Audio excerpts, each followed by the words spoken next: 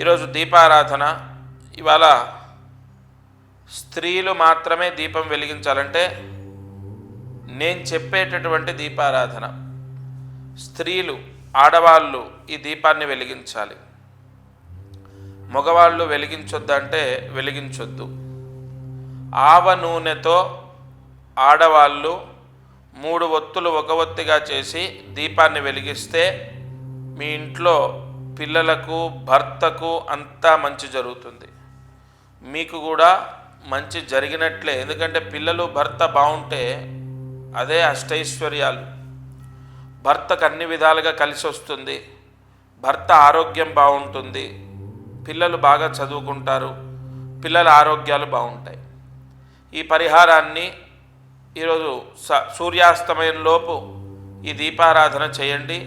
మీ పూజా మందిరంలో ఈ దీపం ఈశాన్యంలో వెలిగించాలి.